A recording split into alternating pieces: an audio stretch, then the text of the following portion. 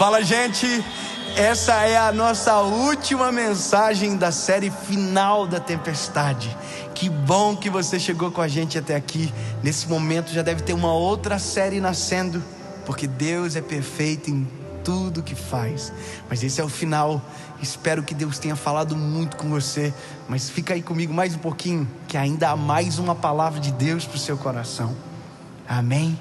Não esquece só de curtir o vídeo, de deixar o seu comentário, manda para todo mundo e já prepara o seu coração para a próxima série. Vamos lá, nossa última mensagem agora. 2 Samuel, capítulo de número 11, diz: E sucedeu, depois de um ano ter expirado, na época em que os reis saíam para a batalha, que Davi enviou Joabe e com ele seus servos e todo Israel. Eles destruíram os filhos de Amon e sitiaram Rabá. Davi, porém, se manteve em Jerusalém. E sucedeu que ao cair da noite, que Davi se levantou da sua cama e caminhava sobre o terraço da casa do rei. Do terraço viu uma mulher se banhando, e a mulher era muito bonita ao seu olhar. É isso. Era para estar na guerra, mas estava em casa. Era para estar fazendo aquilo que todos os reis faziam. Era para estar na guerra, mas estava em casa. Eu vou ser sincero com você. O homem, e quando eu digo homem, entenda o homem e a mulher, nós somos tentados pelo aquilo que os nossos olhos contemplam. Veja, eu sei qual é o meu ponto fraco, eu sei aonde pode vacilar os meus pés, então eu sei exatamente para onde eu não devo olhar, para que o meu propósito se estabeleça e permaneça. Não se trata só de se estabelecer, mas de permanecer. As histórias, elas não são bonitas no começo, elas são lindas no final delas. Portanto, às vezes é muito mais relevante quando você termina do que quando você começa. Você não será lembrado pelos seus primeiros feitos, você será lembrado pelas suas últimas realizações. Agora, a questão é, o início de tudo, nós somos muito mais focados, obstinados do que muitas das vezes do meio para o final. Porque do meio para o final a gente sente que tudo já deu certo, que tudo já foi, já aconteceu. E deixa eu te dizer, meu lindo, já vi muita gente com um futuro brilhante, quando tudo estava dando certo, cair de lá de cima. Estava dando certo, estava dando tudo certo, mas de repente os olhos se distraíram, perdeu o propósito, perdeu a razão, perdeu o objetivo, porque ao invés de estar olhando para o alvo, olhou justamente para aquilo que destrói, para o ponto fraco. A Bíblia, ela é um livro que nos mostra os acertos, mas não nos oculta dos erros dos seus personagens. Exceto um que não erra, exceto um que é inerrante pela própria palavra, Cristo. Todos os outros personagens, não importa quem seja, não importa se é Paulo, não importa se é Pedro, não importa se é João, não importa se é Lucas, não importa quem seja, a Bíblia sempre mostrou o erro e os acertos. E o fato de ter erro não significa que deixaremos de admirar. A questão é como acontece o final. Veja, a Bíblia conta a história de um traidor, por exemplo. Veja, a Bíblia conta a história de um adúltero, como Davi. A Bíblia conta a história de homicidas. A Bíblia conta a história de grandes homens que deram grandes vacilos. E os grandes vacilos foram por conta de pequenas distrações. Distrações pequenas que geraram em abismos. Sabe, eu aprendi uma coisa, minha mãe fala muito isso. Minha mãe diz: Dave, a destruição de um grande homem não começa num grande vacilo, começa num pequeno deslize. Não começa grande, começa pequeno. Posso te falar, lindo, eu sou casado com a mesma mulher. A minha esposa é a Paula. Eu amo ela. Eu tenho muito temor em dizer isso para vocês. O adultério na minha vida não acontece num erro grande. Pode acontecer a partir de um pequeno deslize. Sabe qual? Um olhar. E ali é o início de uma queda. Tem gente que pensa que um erro como um adultério, que não é a minha realidade, mas de muitos, começa dentro de um quarto de um motel. Começa num olhar. Começa numa conversa, às vezes no WhatsApp. Conversa muitas das vezes. Começa, sabe aonde? Às vezes num direct do Instagram. Começa numa coisinha boba. E é só disso que Satanás precisa para destruir a nossa história. De um pequeno deslize que vai gerar um grande erro, para manchar tudo aquilo que Deus fez na nossa vida. E por isso que eu estou falando isso para você agora. Você não precisa disso. Você não precisa manchar a sua história. E para isso você precisa estar focado naquilo que Deus deu e tem para você. Eu sei aonde pode vacilar os meus pés, e você também sabe. Então não se permita distrair com aquilo que pode roubar de você o que Deus fez e está fazendo na sua história.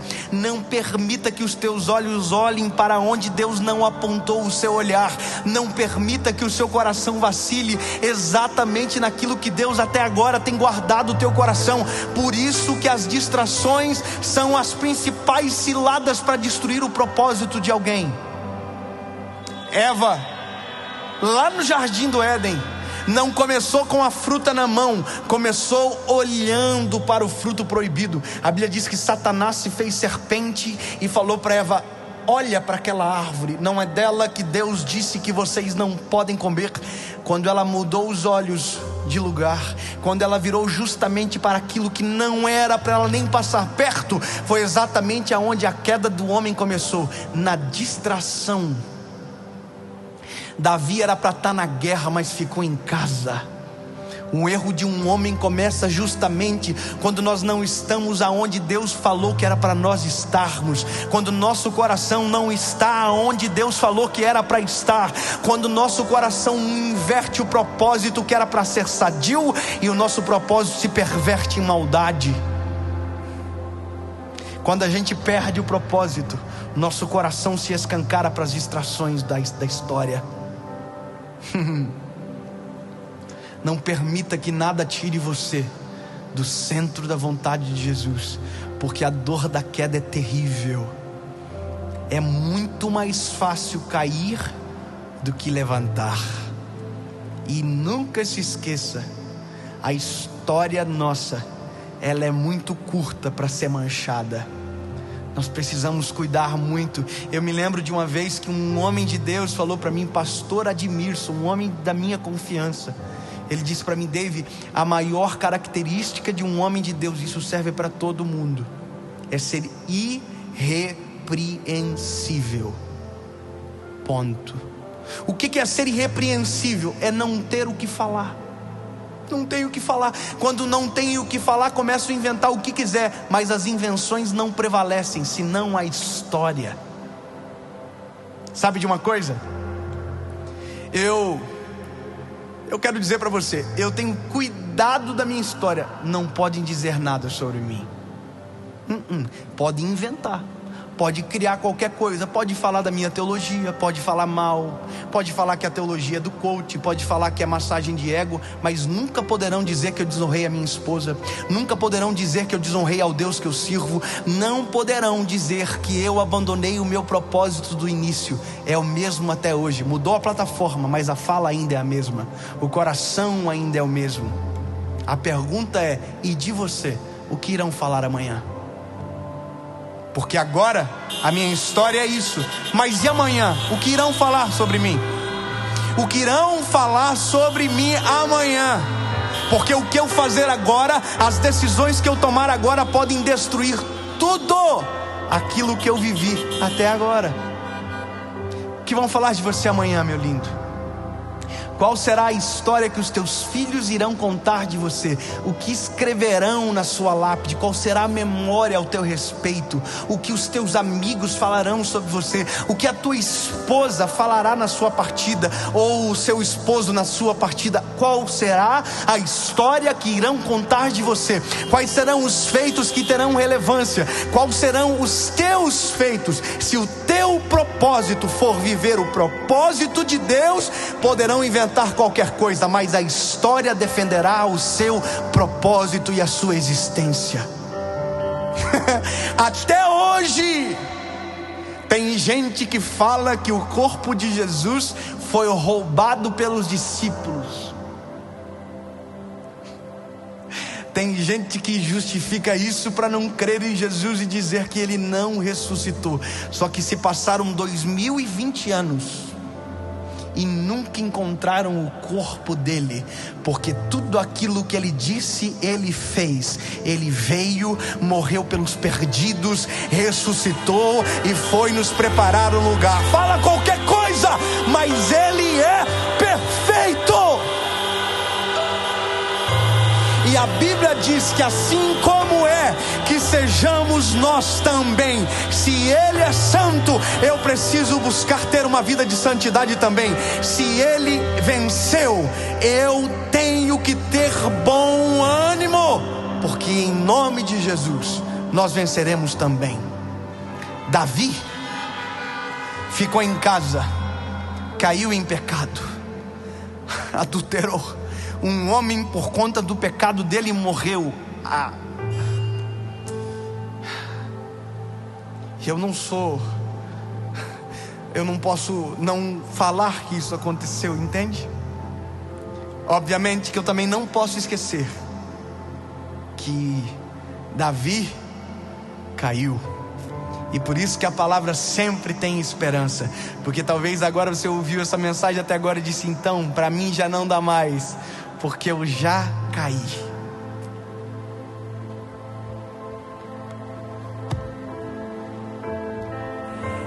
A Bíblia diz que da mesma forma que Davi caiu, ele se levantou. O nosso maior defeito, depois da distração, é o como a gente absorve a responsabilidade do que a gente cometeu. A Bíblia diz que Davi, quando foi admoestado por tudo aquilo que ele fez, a Bíblia diz que ele dobrou os joelhos na frente de todo o povo, colocou roupa de saco, jogou cinza sobre a cabeça e reconheceu: eu caí e preciso de misericórdia para levantar. Se você caiu, há misericórdia de Deus para você levantar. Há perdão de Deus sobre você.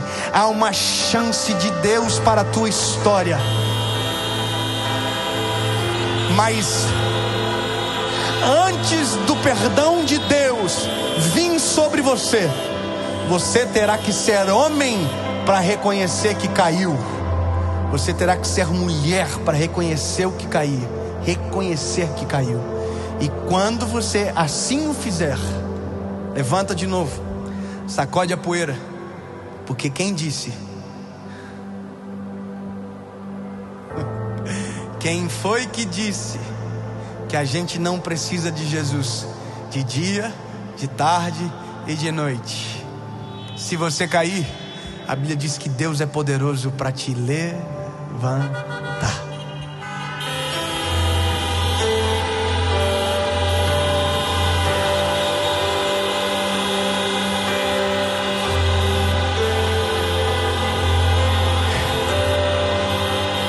você está de pé, se você está de pé, cuide para que não caia, não se distraia, olhe para o alvo, olhe para Cristo, em nome de Jesus, Pai. No meio da tempestade, ou no final da tempestade, na bonança, ou no meio de uma crise, Tu és o nosso Deus. Nada nos rouba da Tua presença, senão a nossa distração e o pecado.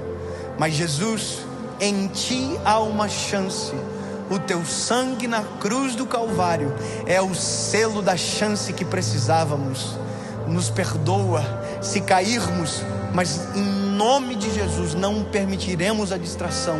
Mas se cairmos, nos levante, nos sustenta debaixo das Tuas asas, porque sabemos que este é o único lugar seguro. Nos livra das tentações. Pai nosso que estais no céu, perdoai as nossas ofensas, assim como nós perdoamos aqueles que nos têm ofendido. Livrai-nos da tentação. Faça você a tua oração agora, aonde você estiver, do seu jeito, da sua forma. E não se esqueça que no final de toda oração tem um amém. Ele ouve e te responde.